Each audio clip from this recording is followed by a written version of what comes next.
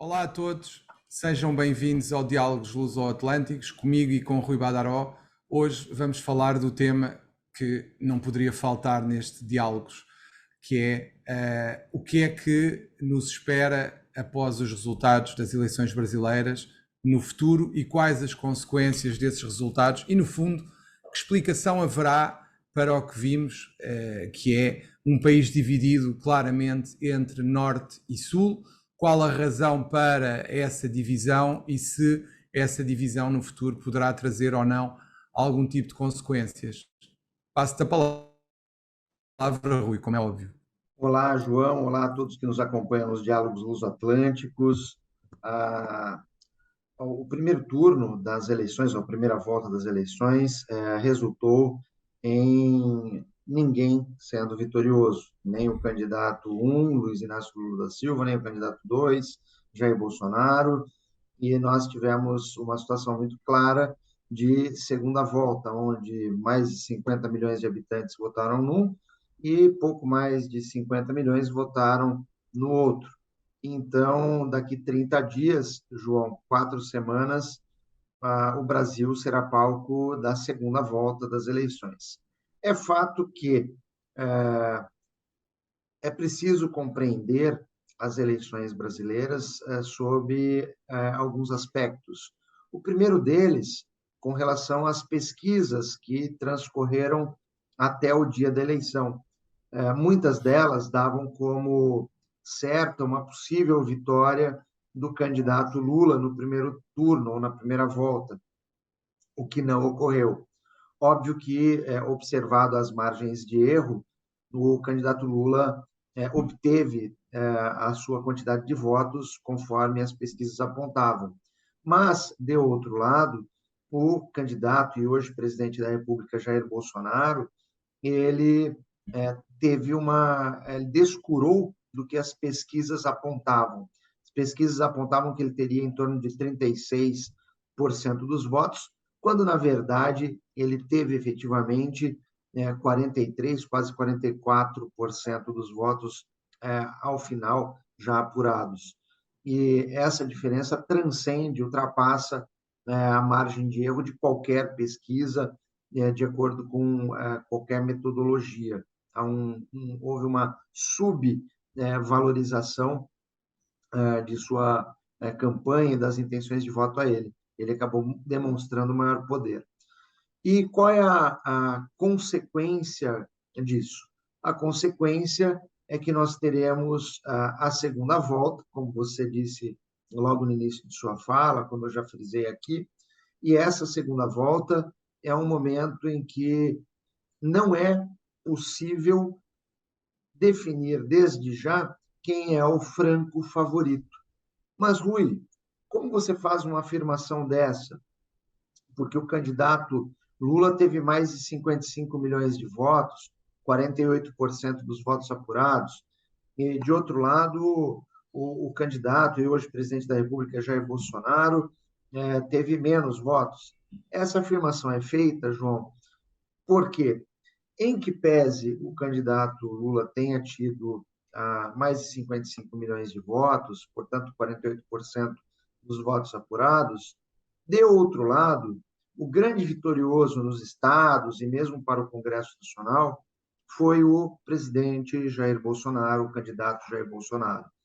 Foi o grande vitorioso porque ele, no estado de São Paulo, o maior colégio eleitoral do país, ele leva o seu candidato para a segunda volta também, para definir quem será o próximo governador do estado de São Paulo.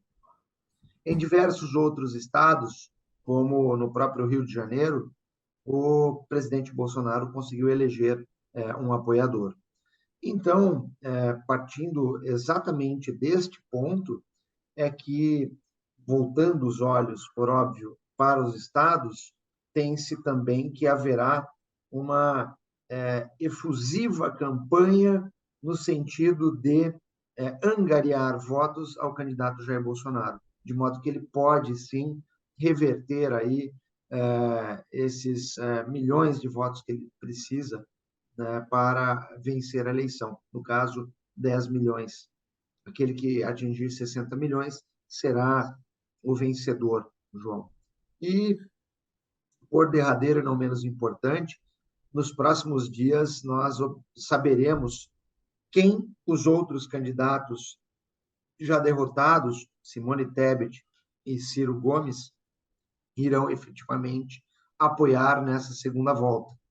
E emblemática foi a fala da candidata derrotada Simone Tebet ao afirmar que, em que pese ela respeite os trâmites de seu partido, no sentido de definir apoio a um ou outro candidato, ela já tem a posição bem definida e anunciará nas 48 horas subsequentes aí ao resultado da eleição. Então, de domingo para terça-feira, nós teremos quem essa candidata irá apoiar. E um detalhe é que ela teve aproximadamente 5% dos votos em todo o país. Basicamente, são essas as novidades com relação ao pleito eleitoral em Terra Brasilis, João. E tu achas que a transferência de votos da terceira candidata mais votada, a partir do momento em que ela diga ou dê uma indicação de voto, que será automática essa transferência ou nem por isso? Nem por isso, João. Não entendo que a transferência será automática, até porque, como você apontou, o Brasil está polarizado de tal maneira que não me parece palatável, digerível por parte do eleitor o simples fato do candidato A ou B derrotado anunciarem apoio para um ou para outro.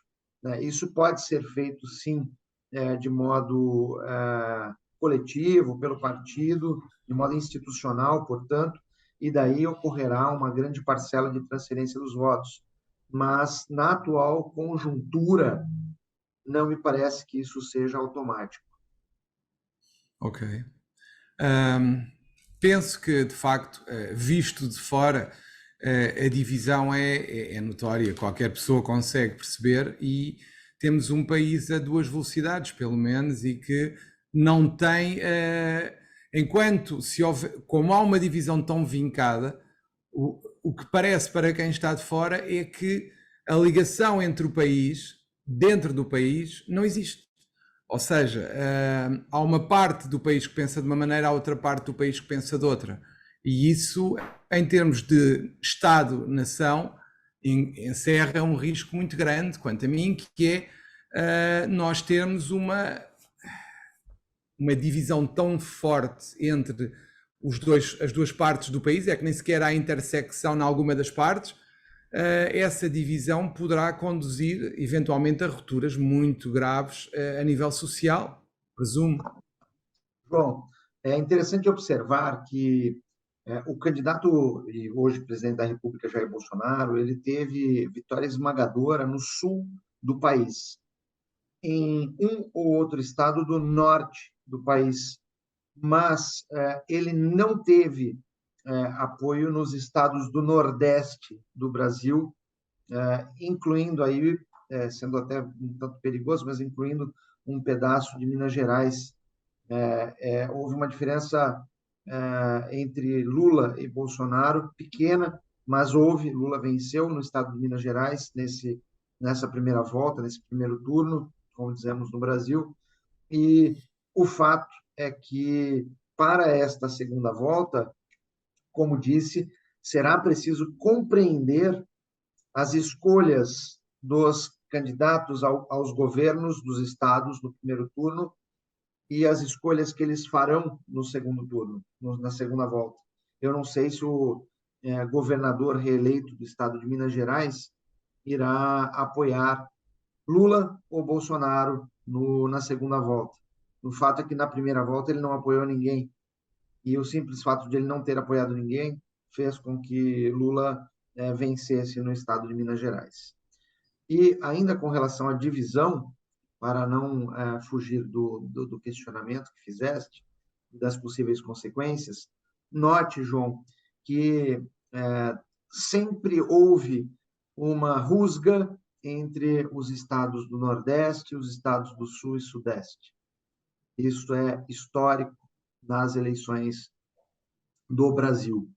E há uma razão para tal? Sim, há uma razão histórico-política que, neste momento, não cabe a nós enfrentarmos.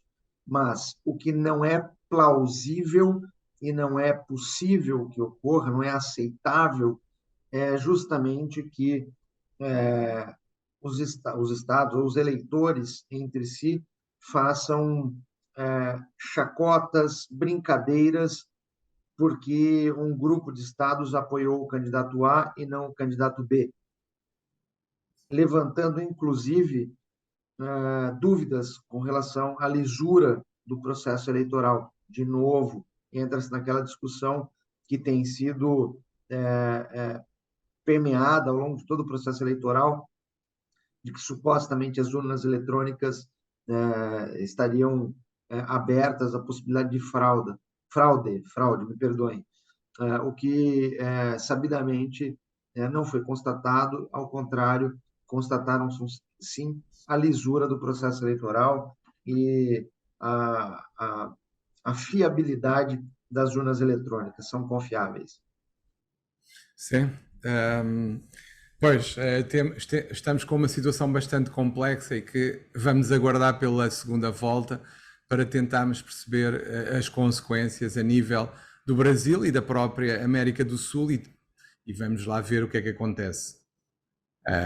Porque de facto são eleições muito importantes. O Brasil tem o tamanho que tem a importância que tem economicamente falando, logo tudo o que se passa no Brasil acaba por ter reflexos fora dele.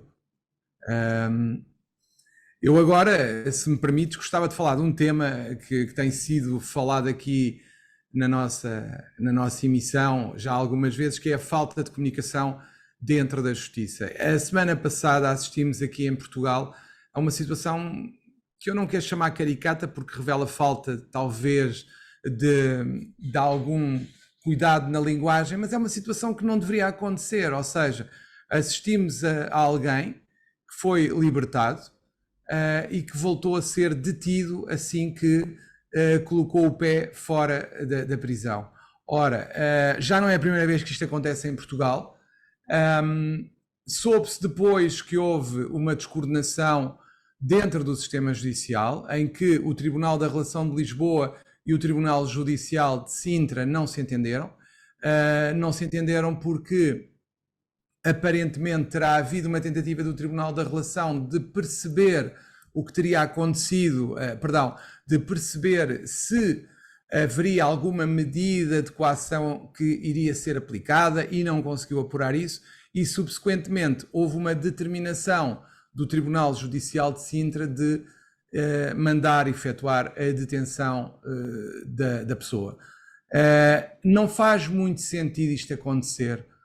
Se a pessoa está presa, porque é que a pessoa sai e depois é submetida à situação que é humilhante de lhe colocarem novamente as algemas quando ele até estava preso? Não me parece que isto faça sentido. Se o objetivo era, como foi, que ele continuasse detido, para que deixá-lo sair? E o que se notou houve uma descoordenação entre dois órgãos do mesmo sistema judicial, dois tribunais que não se coordenaram de forma a evitar esta situação. Estamos a falar de uma situação que, no mínimo, deveria ter sido explicada aos portugueses como é que aconteceu e porquê, para que se perceba a razão disto tudo acontecer. Eu não estou aqui a tomar nenhuma posição pública em relação à pessoa em concreto, não é isso que está em causa, mas acho que há limites e acho que a questão da dignidade é algo que deve impor-se em qualquer Estado, como o português, como o brasileiro, porque independentemente da pessoa ser culpada, do nosso juízo pessoal em relação à pessoa em causa, nada justifica este tipo de tratamento, porque nós não vivemos num regime autoritário, nós vivemos num regime democrático, os direitos das pessoas têm que ser respeitados, ainda que sejam condenados. O que nós temos é respeitar a dignidade das pessoas e não as submeter a humilhações desnecessárias. Foi o que me parece que terá acontecido neste caso. Não me parece que haja razão para que alguém que vai ser submetido a nova medida de coação tenha sido libertado para ser preso novamente. João, Não sei. me parece que o que, o que falta é coordenação entre os órgãos aí do judiciário, mas não é algo que ocorre tão somente em Portugal. Isso já ocorreu várias vezes aqui no Brasil. Aqui mesmo em nosso escritório já passamos por situação similar ao que você descreveu com relação a um cliente nosso, onde de um lado nós conseguimos anular um processo ab ovo, ab início, e o cliente supostamente revogar o seu mandado de prisão. De outro lado, paralelo, né, a ele, né, havia imediatamente uma outra prisão que impedia a sua saída da cadeia, mas o fato é que, por descoordenação também, ele foi colocado na rua e no dia seguinte voltou a ser preso. Não sei se foi exatamente este o caso, mas o nosso cliente saiu num dia e exatamente no dia seguinte, novo mandado de prisão. Tá? Mas Então, repara, Rui, aqui é pior, porque ele sai da prisão e entra outra vez. Portanto, é pior, é muito pior. É alguém que é libertado por ter cumprido uma pena e deixam-no sair, ele sai e volta a entrar. E sabe-se agora que o Tribunal da Relação, antes de ordenar a libertação, tentou perceber se haveria alguma medida que impedisse a sua libertação e não conseguiu apurar. E a questão é, nós temos um problema que se chama comunicação por um lado e coordenação por outro. No sistema judicial todos deveriam perceber que o objetivo comum existe e que todos deveríamos trabalhar para esse objetivo e não cada um trabalhar para seu lado como se não pertencesse a um sistema que deve ser coordenado entre si. pois é exatamente por isso que eu disse que perpassa a questão da coordenação entre todos os atores, não apenas o sistema judicial. Entre todos, há que se ter coordenação, pois, caso contrário, você cria um sentimento de insegurança e instabilidade para aquele que não que é o leigo, que não conhece, para a população de modo geral, principalmente se algo assim é veiculado na imprensa, o que imagino esse caso tenha sido. E pior do que isso, nós estamos perante uma situação em que alguém, no fundo, é submetido a uma prática que era comum antes do 25 de Abril em Portugal, no regime autoritário. Eu entendo que cada cidadão tem direito à sua dignidade, independentemente das culpas que possa ter ou das que já tenha até espiado, porque, no fundo, acho que as pessoas têm direito a ter regras penais seguras e que sejam, em termos práticos, compreensíveis por todos e que o sistema tem que funcionar na prática sem sujeitar as pessoas a atitudes que são claramente atentatórias da sua dignidade. João, o fato é que em pleno século XXI, nós, enquanto atores do direito, enquanto profissionais do direito, devemos ser realmente inspirados pela mantença da dignidade da pessoa humana. Mas, quando eu digo em manutenção, em mantença da dignidade da pessoa humana, é que nós possamos efetivamente nos esforçarmos para que todos tenham acesso à justiça, tenham direito a um julgamento observando o devido processo legal, observando a ampla defesa, o contraditório, etc. Mas, acima de tudo, que as pessoas sejam tratadas com dignidade, independentemente do problema que tenha causado ou do que esteja a responder para a justiça, seja na esfera criminal, tributária, civil e etc. Todos devem ser tratados com dignidade. E dignidade significa transparência, saber ter acesso às regras do jogo para que possa, observando essas regras, apresentar a sua defesa ou aquilo que o vale. E a questão acaba por ser também a seguinte, que é para terminar esta situação, e a análise desta situação, que é a seguinte, Isto foi um caso mediático que foi conhecido de todos porque tinha jornalistas a assistir à situação. Imaginemos se esta situação será repetida noutros sítios, noutras ocasiões, com outras pessoas, um cidadão anónimo, por exemplo. Quantos cidadãos anónimos já foram submetidos a esta prática, se é que houve? Isto é uma questão que nos deve fazer refletir a todos e trabalhar no sentido desta prática que, infelizmente, mediaticamente já sucedeu 2 vezes, e o que é que pode ser feito para no futuro não voltar a acontecer. Pois é exatamente isso. É exatamente isso. Bom, creio que hoje são esses os nossos diálogos. E eu deixo para ti, João, encerrar. Você deve ter percebido, estou um pouco afônico, Sim. perdendo a voz, por conta das eleições. Eu já percebi, já percebi. De qualquer forma, penso que chegamos ao fim. Qualquer dúvida que tenham, qualquer esclarecimento que pretendam, qualquer tema que queiram sugerir, estejam à vontade, sugiram pelas redes sociais, sugiram pelo e-mail que também já foi divulgado. É um gosto estar aqui e, naturalmente, esperamos por vós na próxima semana para mais uma emissão dos nossos diálogos. Até lá! Abraços. Tchau, tchau.